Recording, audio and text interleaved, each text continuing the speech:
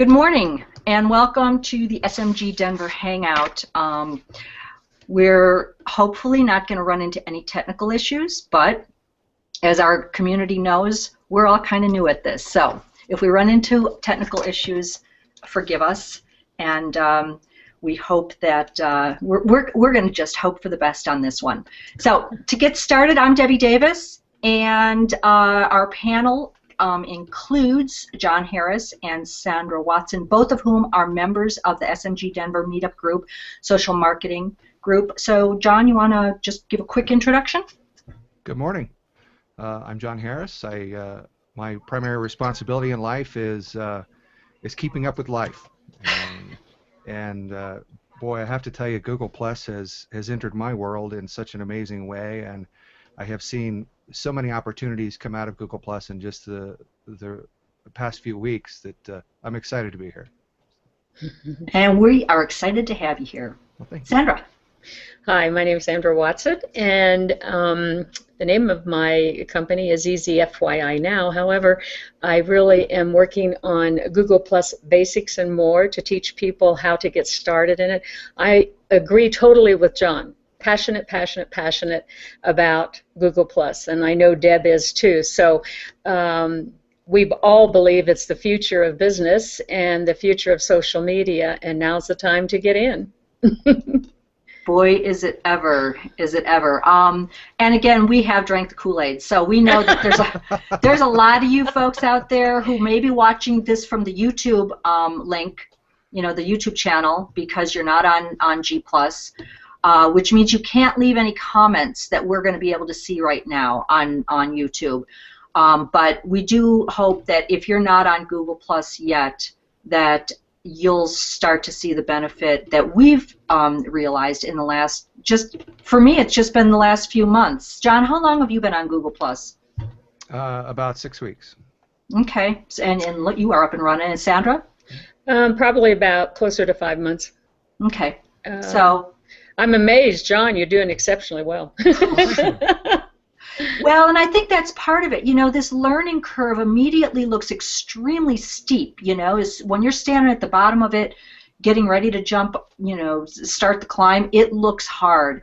But the momentum picks up pretty quickly, and you start to feel, you know, that endorphin that comes with you know, starting this climb. So anyway, if I can now, Sandra, you are always really good about keeping us on track. So if I start to ramble, pull me back in. But I'd like to start first of all by, you know, relating this to our social media marketing group in Denver, and we meet once a month. Usually the third Friday of every month. Around the holidays, it changes a little bit. So we met on the, is it the third Friday? Maybe it's the second Friday. We'll have to, I need to straighten that out.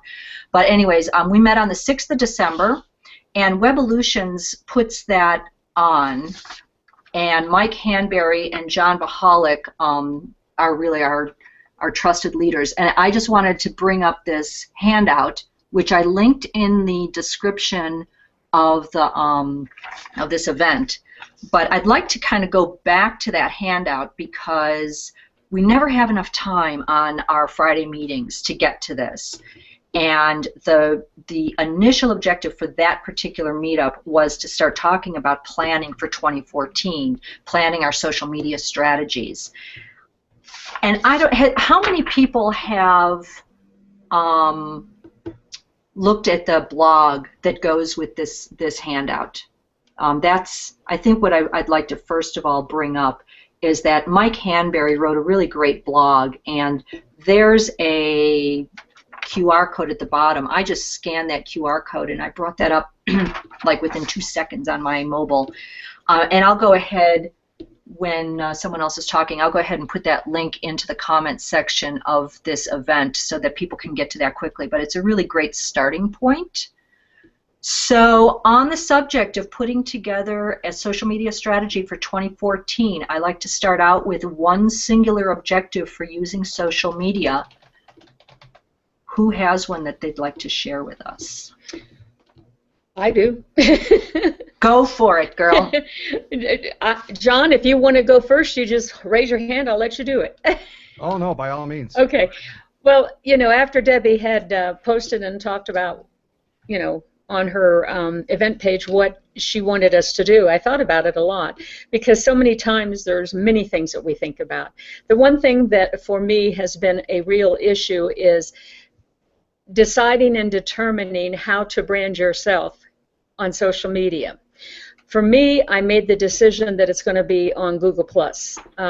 I've walked away from Facebook and Twitter and Pinterest for the time being, simply because I'm the type of person that I have to concentrate on one thing, do it well, before I do the other things. And not saying that they're not good platforms or anything. I think we all have to determine in ourselves what it is. But for me, it's going to be Google+. That was my first decision. That being said, I feel like I need to learn how to brand myself well. Before this Google Plus platform, it was real evident that there was really not a branding of a person, but a branding of a business. And that's not saying that that's not important, because it certainly is. I've had many businesses, and you have to get that brand out there. But I never thought of me as being the brand. I looked at the Kiss, he's a brand.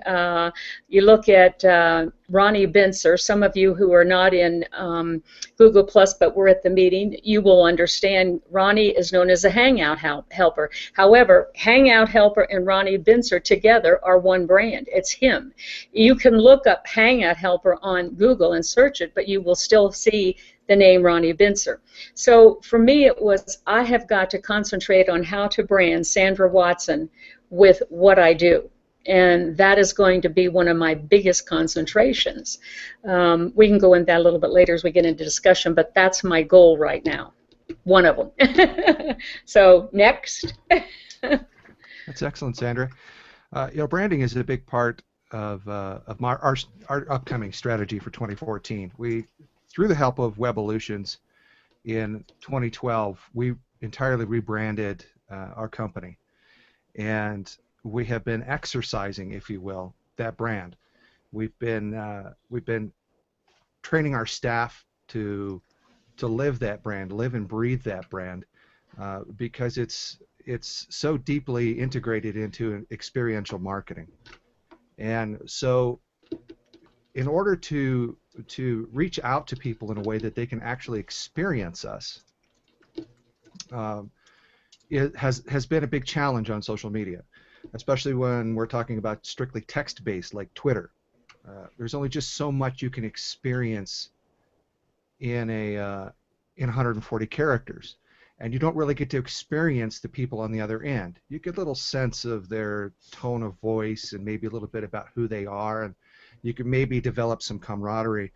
But Google Plus allows, through these Hangout on Air, it gives us this opportunity to have more of a one-on-one discussion, to see the other person gets to see us, and we get to develop a much deeper relationship. They get to really experience who we are. They get to understand our passion. So branding has certainly been one of our goals too, but most companies, it really comes down to, well, how do we increase sales? And so that's I believe is a side objective. Once you get your brand established and people get to know who you are, if you're truly authentic, and there's no way to be anything but authentic on a platform like Google+, if you're truly authentic, the right people will resonate with you. They'll like you, they'll develop that relationship with you, and they'll buy from you. I don't know anybody who's come to me and said, I really enjoy doing business with people I can't stand. Right? So I think what Google Plus does is it also gives us an opportunity now to do business with people we like, people that are like us. We get to enjoy doing business with people. And so I'm really looking forward to expanding our customer base in a way that the people who come on board are like-minded. One of the things, I'm just going to insert this a little bit here when we're talking about objectives and everything that I've thought about. I think one of the most incredible things about Google Plus via the Hangouts, which is what we're doing right now, is that you can get together like-minded people and even competition and still have a great conversation, because people that are watching may like John or they may like Debbie and may not at all relate to me, but we're giving them options to do better at what they do and do it freely, instead of always holding everything so close to our breast and say, sorry, you know, you can only have me. And I think this is one of the great things when you said, John, that, you know, you don't do business with people you don't like. So we have opened up avenues on Google Plus by showing who we are to people to either pick, you know, you, Deb, or whomever it is, and be able to have great conversations and learning. Okay, what I'm doing is I'm blue boxing people so that we can stay focused on who's talking, and as I'm doing that, I'm hearing some great words that both of you brought up. So if I could just chime in on this, Sandra, you talked a little bit about focus, which is a huge part of my strategy. And what you're doing is you're focusing on G+. You took like a broad view, which I call framing, and then your focus is going to be G+, and then your follow-through will be your, you know, various checklists for making G+ work. Now I know you said, you know, G+, you're going to really learn how to use it, and then you're going to make yourself available to help people get started, which is going to be a big push in 2014 as folks start, you know, like I said, drinking the Kool-Aid. And then John, your point about trust, which, you know, we all know that trust is an important part of this whole thing. But using this tool in particular, I have never trusted people more than by getting to interact, you know, on video. And, you know, people say, well, yeah, I'm here to help you, and now if I'm always available when I say I'm here to help you, that really builds a lot of trust. So there's different ways to build the trust. The other thing is that Google is making it more and more difficult to not be trustworthy. You start spamming on Google+, you're out. You know, people are, you'll get reprimanded pretty quickly and then cut off. So the spamming, we're not dealing with spamming on Google+, and that does a lot to, for those of us who are trustworthy, it gives us much more space to behave, because all the spammers aren't crowding us out. So I think that that's a big part of Google+ in helping us each establish our levels of trust. And I'm like thrilled about that. So all strategic, you know, all related to putting our strategies together. We're recognizing the tools that we can use to get to where we need to go. So I'm going to, I want to, introduce Peter Hodges. Peter, I am seeing that you're muted. Can you unmute yourself right now? There you go. There you go. Okay. And, all right. I hope everyone can see Peter's face. There you go. Cool. Introduce yourself. Welcome. Hi. I'm Peter Hodges with Marathon Consulting. We do IT for small businesses. Been part of the social marketing group since it started, and I'm also kind of new to Google+, as I'm a Twitter and Facebook kind of guy. I'm learning more about this as we're going. All right, I'm gonna. I just want to make sure that people are showing up when they're talking here. So if I'm screwing this up, if I'm not blue boxing the right people, somebody leave me a message in the comment box or something, because I'm not sure what I'm doing. So Peter, yeah, you've been part of this social marketing group, you know, the Denver group, for a long time. Is that right? Yeah. Correct. We, since 2008, 2009.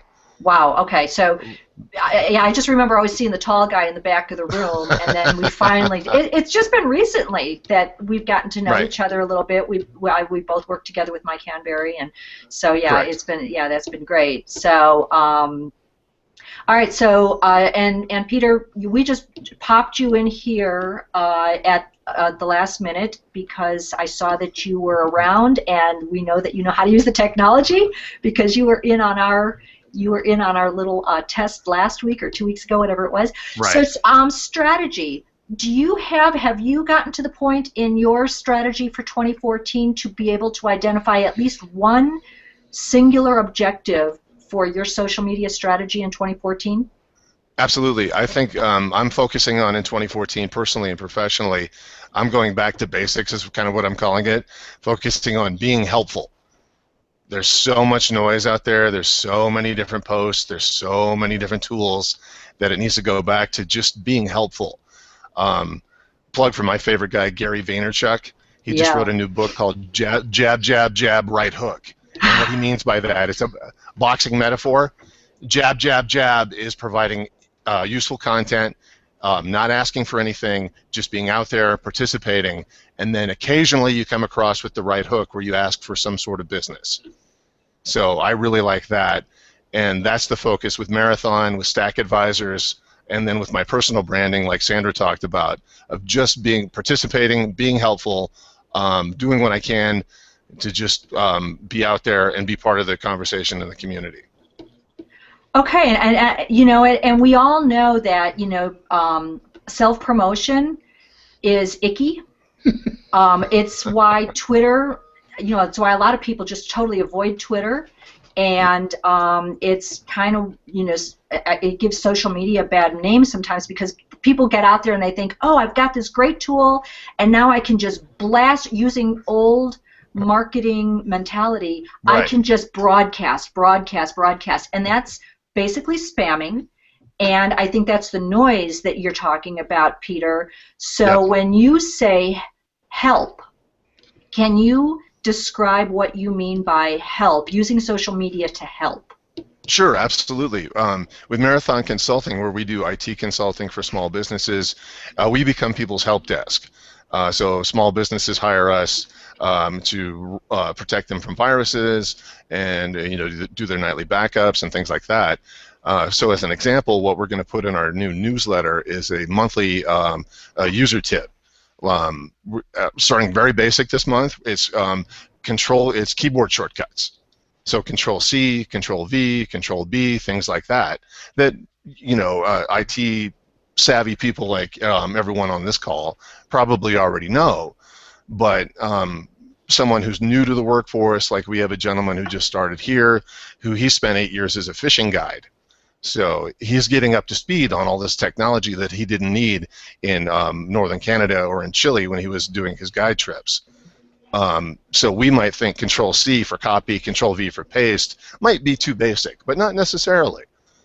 So we're going to have a monthly how to be a better IT user sort of feature in our newsletter. Does that make sense? That makes total sense. And so, you know what, if I could just throw this back to Sandra, because she and I had a conversation yesterday in an HVC, which is a Hangout video chat, unrecorded, and we talked about basics. We do tend to jump ahead because we, as individuals, have learned it and can move on. But to be helpful, you know, all that does is that just tells people how smart we are, and they don't really want to hear that. So Sandra, part of your strategy, I believe, is going to be focusing on basics. Well, definitely. The one thing that I know and have learned about human nature, and I'm sure we all recognize it, whether or not we define it is another thing. But when we learn something, we just assume everybody is at our level when we're talking to them. We went to a help thing at Verizon last night as an example because my husband had gotten a new product, and we thought, okay, let's go see what, you know, their little session is about. And the gentleman that was holding the teaching process kept apologizing because he was not real proficient in his mind at what he was doing. Yet everybody in that group, except for myself, because I, you know, was familiar with it, knew nothing. And so he was embarrassed to talk on a simple level because he thought he would be talking down to everybody and not sharing in a way that was appropriate.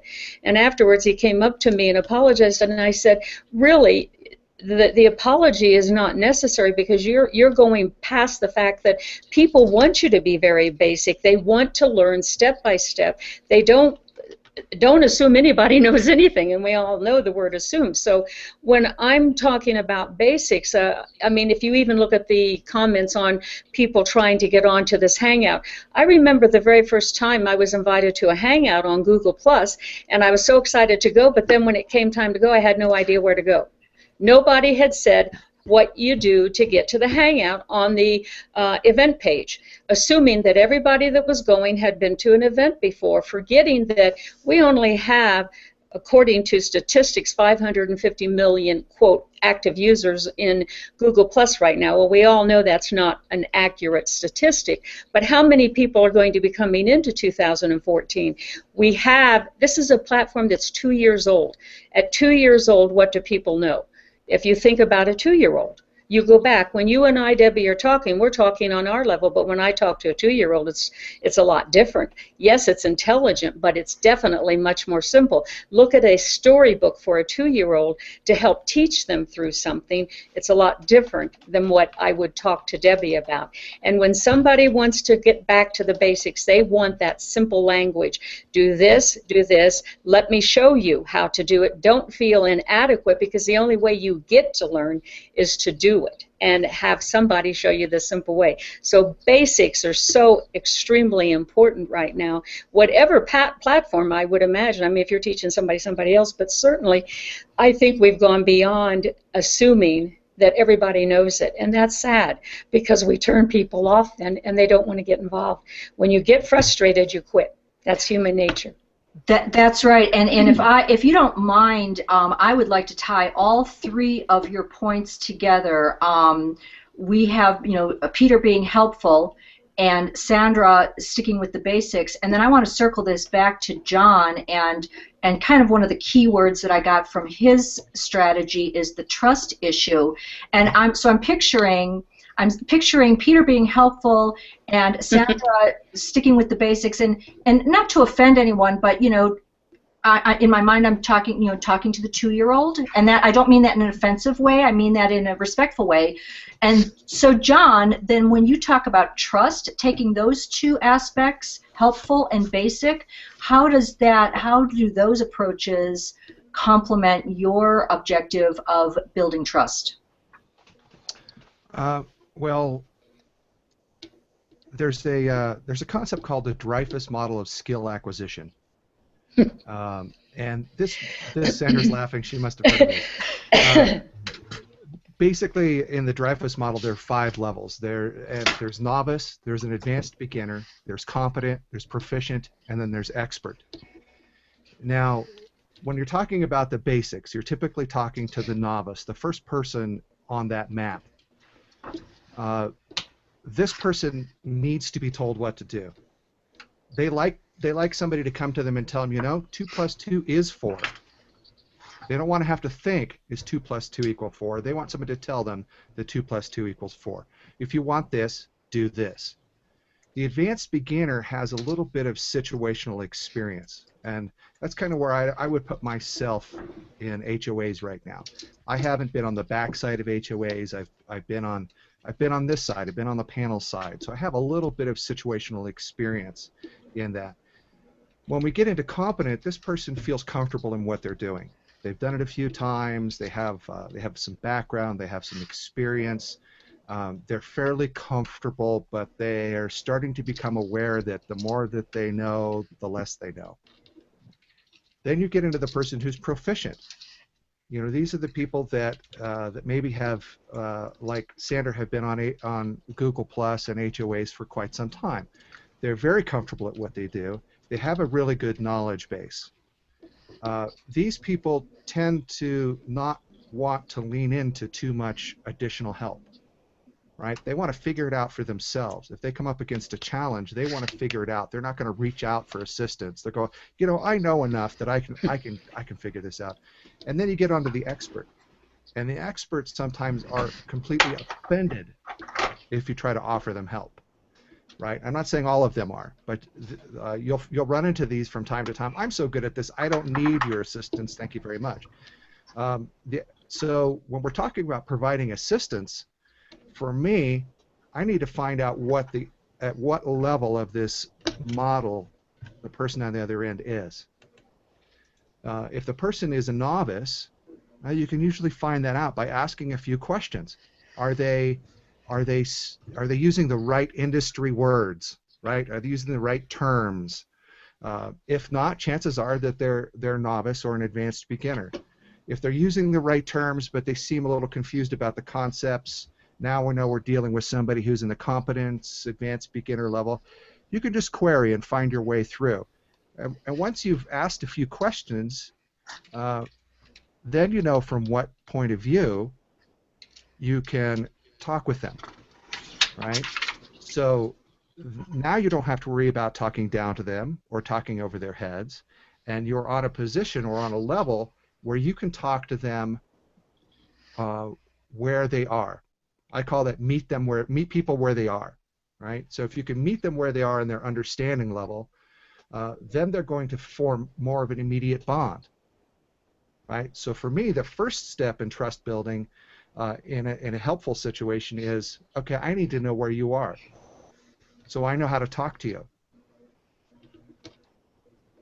And you know, as you're talking about that, I'm thinking about, you know, in Sandra's case, the persona of her market are people who are at a basic level. Correct. I think for Peter, his client base are probably at a bunch of different levels. So he may not be focusing all the time on basic, but because of his objective for being helpful, that's his objective. He's going to drill down on that objective and say, who am I going to be helpful to? So within his target market, he's going to have several different personas, and part of identifying these personas involves looking at, like, using the Dreyfus model of skill acquisition. I, by the way, I just posted a link to the Wikipedia. It was the first one I could grab, to the Wikipedia definition of that model that John just explained. So I just put that into the comment section here. So you can get more on that. I will be reviewing this video again because I want to really think about that. But Peter, you're probably using that. I don't know if you're using it intentionally or consciously, but you're using that model to identify where your client base is. And I imagine your newsletter and your social media messaging will address specifically people who fall within certain identified personas in your market. Is that true? Absolutely. And then what we do is identify the different levels in the article. So IT guys like to talk about a pro tip. So here's a pro tip about using Microsoft. Here's a pro tip about using Facebook. So we can, even in the headline, advanced tip, pro tip, you know, beginner, IT 101. We can identify which persona we're talking about just right in the middle of the headline. Okay, you know what? Right now you've piqued my interest. So, what I'm going to do, part of my social media strategy, and I've got a bunch of objectives. I tell people I have one singular objective. I've been in the game long enough where I've got several now, you know, because I can manage several now. So one of my objectives is to use social media to, of course, to promote somewhat, but do it in a way that's tasteful. So if you don't mind, Peter, I'm going to promote you a little bit right now.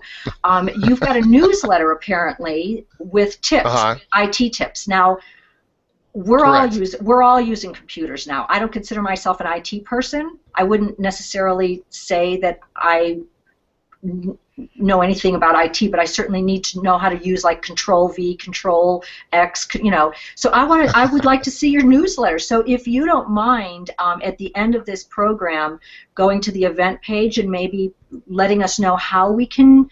Is there like a link or something where we can sign up for your newsletter? Absolutely. If you visit marathonconsulting.com, there's a sign-up form right on the homepage, just like on the right side of the page. Okay. It kicks off this month. I'm finishing up testing today, actually. So you can sign up and be part of the inaugural. Oh, pardon me, as I messed that word up. Launch. That's all right. That sounds great because and another part of this social media group here in Denver, we've got a group of 1,300 people, over 1,300 people now, who are in this meetup. And I was talking with Mike Hanberry last week. There are about 300 of us who show up pretty regularly. And on any one given day, or given one monthly meeting, it's 100 of us usually in that room that are talking. And I think, part of my strategy again this year is to stay closer in touch with my IRL network, my in real life network, and that is basically this group. I love this group. I've loved it since I started coming almost 4 years ago. So, but I think that one of the things that we can do to get more out of this group is help each other. Like, I think everybody who's listening should go and check out Peter's newsletter and see what he's doing. He's a model of how to do things well, not to mention that it helps build his network too, and that's what we're all about. We're all learning together. So, let's support each other in that way. Then absolutely. Yeah, and Sandra, now are you doing a newsletter? You've got a website. How will we see your social media usage reflected in what you do? Well, you'll definitely see some videos being posted in the future that will be on my stream, because it's very difficult to walk somebody through something just talking and not letting them be able to see the pages. So I'm going to be posting on my YouTube, which will be attached to my Google Plus profile.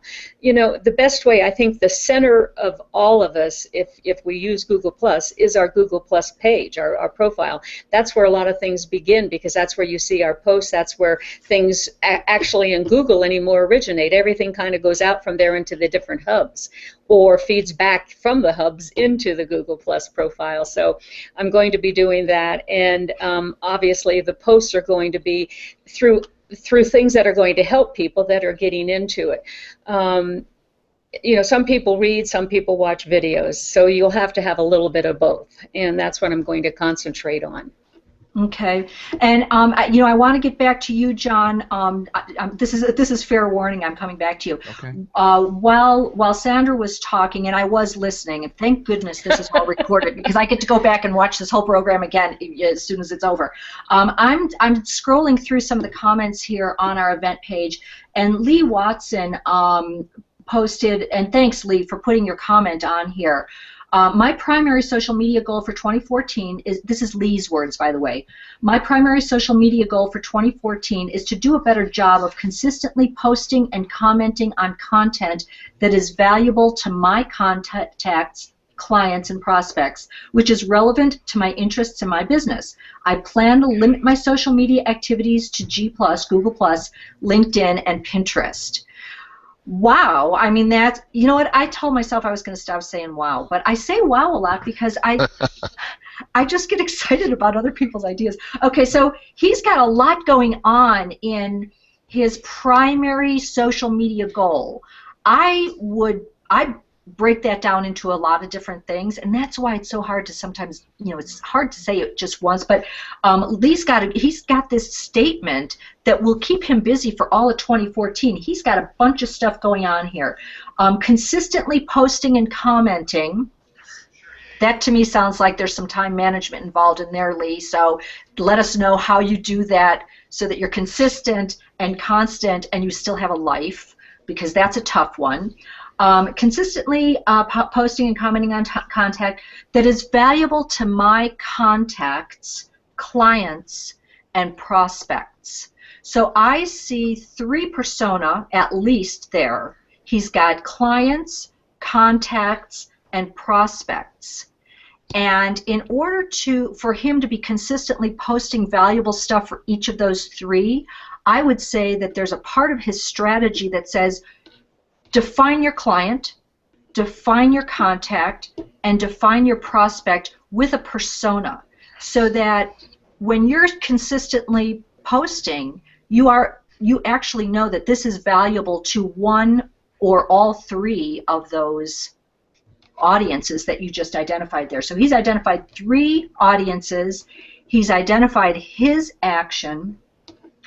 And then he does say that these three, which is relevant to my interests and my business. So to me, that says that he knows what his interests are. If I said, hey, Lee, what are your interests? He would be able to tell me in that, that old-fashioned term, elevator speech, but he would be able to tell me what his interests are. And his business, he would also be able to tell me what his business is. I plan to limit my social media activities to Google+, LinkedIn, and Pinterest. That's part of his strategy. So again, he's got three things: Google+, LinkedIn, and Pinterest. And so that's really great for us as his audience. We know where to find him. So now when I say, well, what are his interests? I know I can go to his Google+, his LinkedIn, and his Pinterest. So if I could just direct everyone's attention to our comment stream underneath our event here. Leland Watson II posted that, and I think it's I take that as a strategy statement, Right. a strategic intent, maybe you might call it, for his 2014, and I think it provides a great model for, hey, this is what my strategy is for 2014. I think you could take Lee's model statement, customize it for yourself, and use that. Yeah, real quick, I'd like to get everyone's opinion on this. One of the things I'm focusing on personally in 2014 for my PJ Hodges Twitter account and things like that, James Joyce, I think, said, in the particular lies the universal. So I'm not going to focus on personas for my personal stuff in 2014. I'm going to focus on what interests me, but I'm going to do it in a way that hopefully is helpful. I'm going to do social media guys talk about content curation sometime. Job of a curator is to sift through all of the stuff out there and present what I find to be the most interesting, the most useful, the most relevant to what is interesting to me. And I think the trade-off there is going to be I might lose a couple of people who might not be interested in that stuff, but hopefully I will deepen the relationships with the people who find my point of view interesting. The other thing that I'm thinking about, I don't know if you've ever, I'm going to combine James Joyce with the Food Network. The Food Network does a great show called The Next Food Network Star, and what they do is they beat on people who want to be the next Food Network star for 12 weeks, and the main thing that they work with these people is what's your point of view? Why should I spend time with you when I'm flipping through the channels? What are you going to provide me that's unique, that's different from all the other people on Food Network? So they always focus on, if you can, in a nutshell, what's your point of view? So that's kind of my goal personally in 2014 is that in the particular, in what interests me personally lies universal truths and things that can be helpful to other people. Absolutely. Absolutely. And point of view is, for me, is another way to say personal brand. Right? When you're talking about Food Network, that's what they're looking for. The point of view is the direction that you come from as an individual. When you're cooking, you're presenting food, that becomes your personal brand. Right. People tune into you because of your point of view. Right. And Peter, I think one of the things that you brought up when you said as far as point of view, and then you followed it by the fact that that's your uniqueness. That is the one thing that Google is really honing in on, is the uniqueness of the person. So if you put those together, you have nailed it totally as far as search engine optimization. And let's go back, it's now called, for the most part, social media optimization, because you are getting in there and saying, this is what makes me different. This is why you might want to work with me, because I'm not like all the others down and around. And I can look at you when I'm seeing you on a hangout, and then I put that persona with the uniqueness. I will remember you every time I see you on a hover card. And for people that don't know what hover card is, that's a whole nother story. It's past basics a little bit, and at some point you can Google that. Maybe we'll talk about it. But we're learning who Peter Hodges is by you talking, by you being unique, and you've nailed it. I mean, that's the personal brand, the uniqueness of who you are. Good to hear. I'm glad that you guys, I appreciate the feedback. No, I think you did a great job. Yeah, and I'm sorry, go ahead, John. And so much of what we're being taught these days in social media action is to be authentic, is to be who you are. And, you know, Peter's Right. exemplifying that. But I would like to back up a little bit, you know, because we're talking about goal setting and objectives for this show. I keep hearing, so far I've heard a lot of people that are saying, I'm going to do this, and I'm going to do that, and I'm going to do such and such, okay? Well, those are all actions. In none of that have I heard the goal, right? Why are you doing that? What is the driving force, or what is the pulling force for taking those actions, right? So I'd like to hear some folks maybe speak to that or comment about that. What is it that you want to achieve through your increased social media presence? Once you know what that end point is, you now stand on a higher platform. You are more prepared to pick the type of content that you want to share. Right. I can speak professionally with Marathon Consulting. I like to think about it in terms of what I call managing consideration set. So if I asked you guys, if you're going to order a pizza tonight, what 3 companies pop into mind that you might call? That's your consideration set for a pizza. Being out and participating in social media gives me the opportunity through Marathon to manage the consideration set for IT resources. So 6 months from now, things blow up and it's time to find a new IT provider, or you move to a new office and it's time to find a new IT provider, or you move to a new company and it's time to find an IT provider. Me participating Monday through Friday, 1 post a week on Facebook and in Twitter, and it sounds like I need to move into Google Plus with Marathon as well. I've been posting, but not as frequently for them. That helps me become part of your consideration set.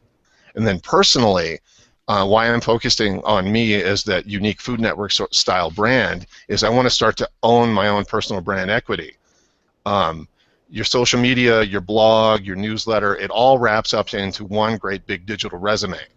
Not that I'm looking to move from Marathon, I'm very happy where I'm at now, but I need to start to build that own personal brand equity. And I can do that personally through all of this stuff and wrapping it up into a bigger package. So, and that does speak to Google's emphasis on authorship, right? On personal authority. Exactly. And I see in the future, possibly in the very near future, that your authority rank on Google is going to become a saleable commodity when shopping for a job, right? Because the content I would agree you with that. create on their websites, on their blogs, on their Google pages are all going to bring your level of relevance into their search rankings. So as your authorship score increases with Google, you become a greater prize in the job market, if you will. and you know, I'm just wondering now, John, if Peter's explanation satisfies your question, which I think is a fabulous question, what is your goal?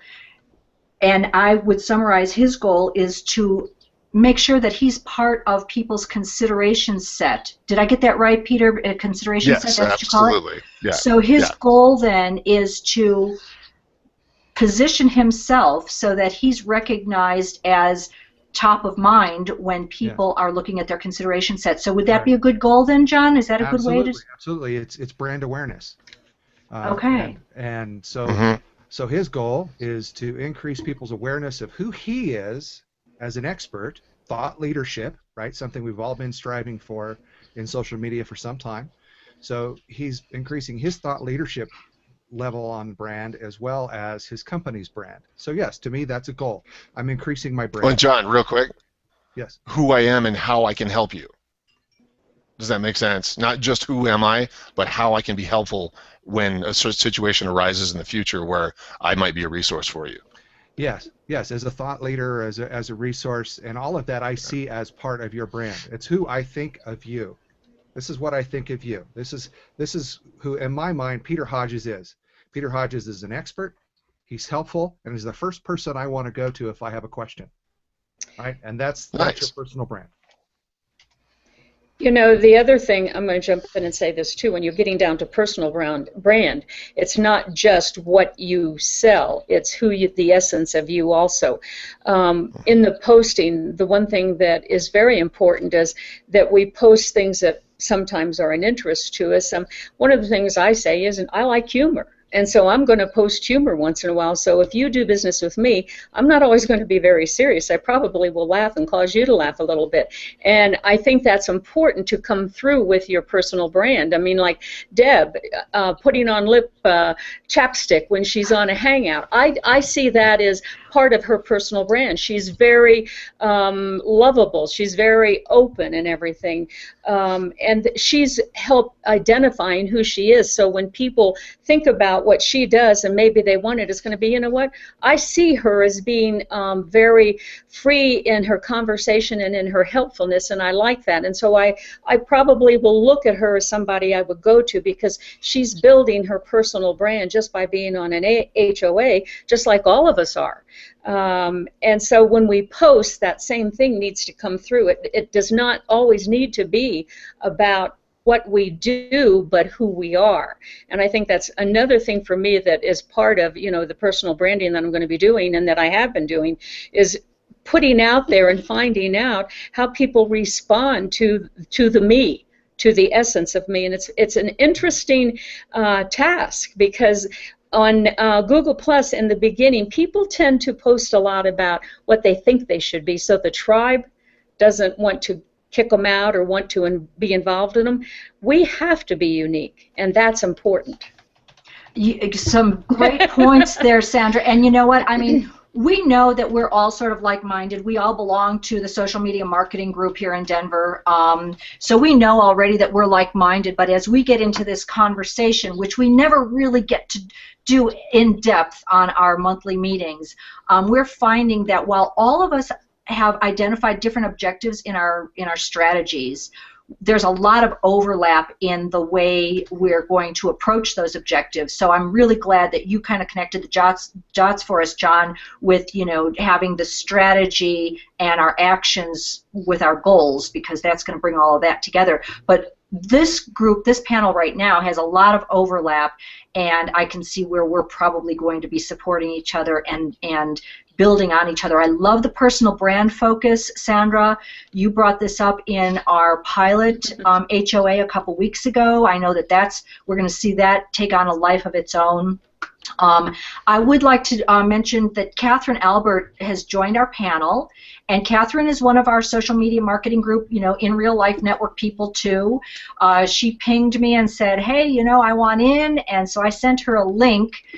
I'm working on my technology over here. I'm figuring out how to do all this.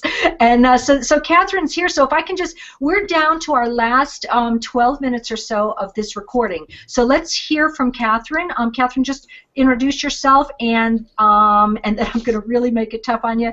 Let us know if you've got a singular objective for your social media strategy for 2014. Good morning, everyone. Can you hear me? Yeah. Single objective. A plan. I don't have a plan at the moment. I just sort of wing it. And so I need to adopt a plan. You need to adopt a plan. And you know what? Thank you, one, for admitting that. Yes.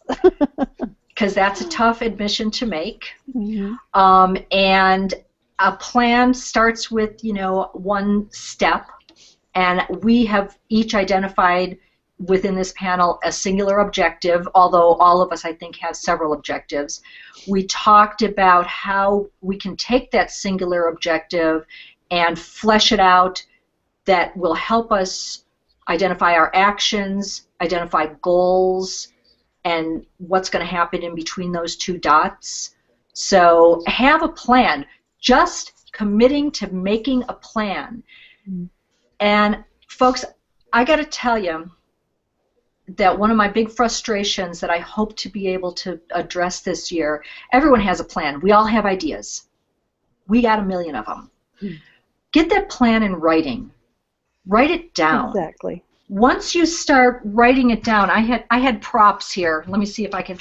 Once you start writing, this is a plan that I put together. This is several years old, but this is a business plan. Okay, it includes financials. It's got vision and mission. This is my plan, and it's also a mess right now because it it's in flux. Just because you put it in writing doesn't mean that you lose flexibility or you are narrowing your options. What it does is it creates focus for me. It lets me focus, and it helps me to get rid of some of the distractions that tend to derail us from our plan. It's like a roadmap, right? Absolutely. If you have a roadmap, you're going to save a ton of gas and a ton of time and a ton of resources if you follow that map to get to your destination. You know, if you have GPS in your car or something like that, you're going to get there quicker and more efficiently. Without that map, you're going to just start throwing things against the wall to see what sticks and see what doesn't stick, and you're going to take a shotgun approach. How long is that going to take you to achieve your business? You may never get to the level that you want to get without some type of a plan. And so talk about distractions. You're opening yourself to distractions without a plan. And we've talked about distractions too. You know how I feel about distractions. And discouragement, the discouragement that you experience when, in your mind, I have a plan. I'm going to be the greatest, tweeter on Twitter. That's a great plan, but if you've got no written plan to get there, the distractions that could derail you from that idea, it's only an idea. It's not a plan. For me, it's not a plan until it's in writing. That's my own personal philosophy. But I do believe that having that roadmap, and John, it's okay while I'm using that roadmap, if I see a scenic view that I want to go off on. Right. Stop and smell the roses. Exactly. Right. There's opportunities in there. If we get too narrowly focused on our goal, then we start to lose that outside awareness where we go, if I go off this, it looks really pretty. I'm going to take this path and go smell the roses. Well, you might find that down that path is a shortcut. You might also find that down that path is the ideal client. You might find that down that path is an idea for the perfect product. Right? So if we stay too narrowly focused, we're isolating ourselves from all the other potential, and I'm going to get ethereal here for a moment, so forgive me. But we're limiting all the great abundance that the universe is trying to give to us, right? We fail to open our eyes. I like to use the analogy of a new car, and I'm sure that everyone on the panel and everyone in the comment stream has experienced this. You decide you're going to want to go out and buy a new car. And you're looking for something unique, something different, something that not everybody else in the world has. So you go out and you buy this car and you go, wow, this is great. So I bought this Hyundai whatever, right? So you bought your Hyundai Elantra and you picked a color. Wow, I love it in gunmetal gray. And so you get in the car and you drive off the lot, and on your way home you suddenly see 20, 30, 40 of these Hyundai Elantras. Right? And you had never noticed them before. Why? Well, they weren't in your awareness. Why weren't they in your awareness? Because that's not what you were looking for. Right? So when we stick to our plans, stick to our guns, stick to our goals too tightly and focus on that only, we miss all these other awareness opportunities that are on the peripheral. We miss all these other similarities, all these other people of like-minded consciousness. We miss all these chances to expand and grow our business in ways that we had limited ourselves to because we were too focused. And John, if I could just put a plug in here for you. You were interviewed not too long ago by David Leopold about in his entrepreneurial series. And I believe that was the topic of your interview. Is that true? That's correct. Okay, yeah, because yeah. And then when I saw that interview, I don't know if I attended it live or as a recorded HOA, but I went to your website and I read the post that I don't know if you referenced it in the interview, but there's a post that you have on your blog that talks more about that. And for me, I listened to John talk about it, and then I need to go read it too. I need to take my information in layers for it to sink in, and now I get to hear you say it again. And it really, when I heard he was going to be talking about the danger of setting goals, I was like, that's in total conflict to my philosophy. But what it actually did was it expanded my thinking on that, because it was like, yeah, I totally agree with what he's saying. So, it was great to see that, again, that overlap in the way we approach getting to our goals. And I know that I can rely now on John for support as I'm, dealing with any challenges that I get to my, to getting to my goals. So I just, Can I just add one thing Please, to it? yes. John, you brought up a very good point in my opinion, and that is what we just did here on this Hangout is a perfect example of getting off and smelling the roses. In Debbie's first thing, or in her event page, it was you and me and Debbie. And then Debbie went ahead and went outside of the box and invited Peter in because he said he'd like to. What would this conversation have been without Peter's input and everything? It would have been maybe a lot duller and not as expanded. And then she brought in Catherine, which without her honesty and being so blunt that, I don't have a plan. Well, how many people are willing to admit that, and how many people will relate to that it expanded upon? And so, Debbie, if you hadn't gone outside the box and not stuck to the plan totally, we would not have had such an exceptional time together. And I think that's great. I think it proved a point.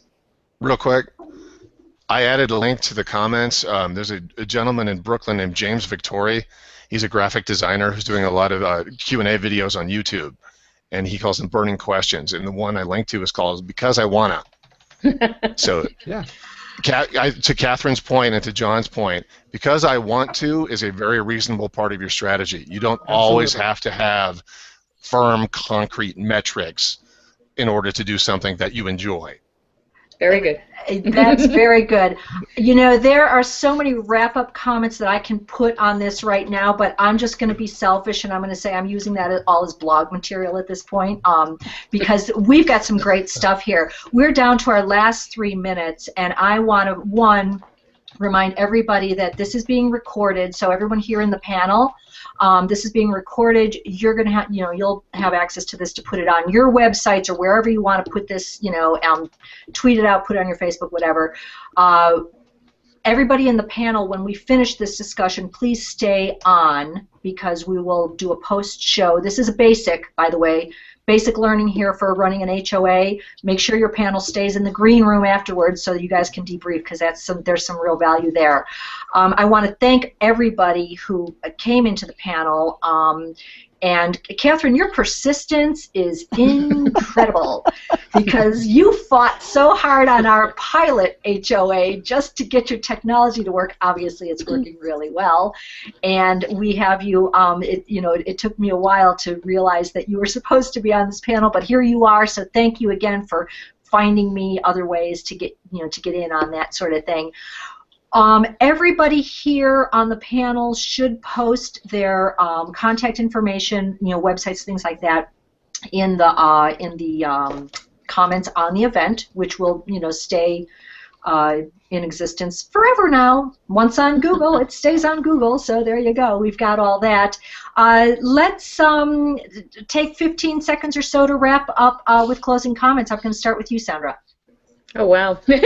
Sorry. I was already done mentally. It's been great. I think it's exceptional that we've had the opportunity to talk to the group, and not only to the group, to many others, because it is being posted on YouTube. What can you say? Be authentic, be yourself, be original, be unique, and find your voice and get out there and learn for right now, because who we're talking to for the most part that is going to watch us are going to be, quote, newbies and people that are trying to get their voice heard on Google+. So just keep coming back and finding each one of us. If you need any help, I know that I, for one, will help, and everybody else here. So we thank you. Thanks, Debbie, for putting it together. Oh, you're very welcome. Catherine, a quick hello and goodbye.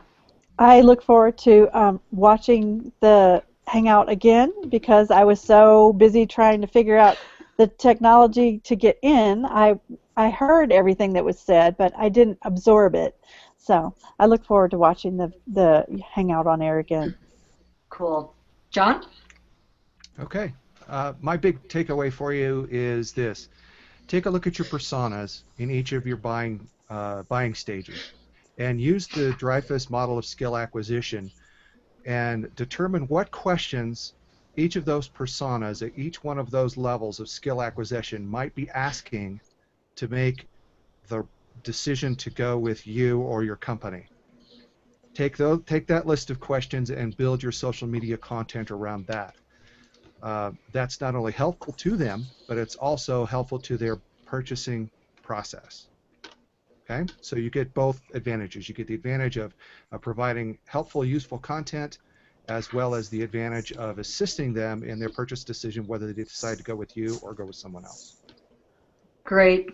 Yeah, that sounds like a great plan. Peter. Okay, two things real quick. First, thanks to Stephen Wilson, Leland Watson II, Angela Stafford, everyone who's out there listening and adding comments. I appreciate it. But what I would say is just get started. I learned how to become a cook about 10 years ago thanks to the Food Network.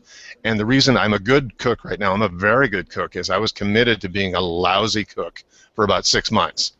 But each time I messed something up, I learned what I did wrong, and I tweaked it, and I got a little bit better, and a little bit better, and a little bit better, and now I'm real good at it. So I'd say social media is very much the same way. Just get started, mess it up, and then you'll get better. Good advice. In closing, I just again want to thank everybody on the panel. I really want to thank Webolutions, who puts together our social media marketing group in Denver. We meet once a month. Their strategy, obviously, 4 years ago was to create a community of people who know how to use social media. And just look at this panel. Boy, we're part of their creation, and we have them to thank for it. So I do want to thank them.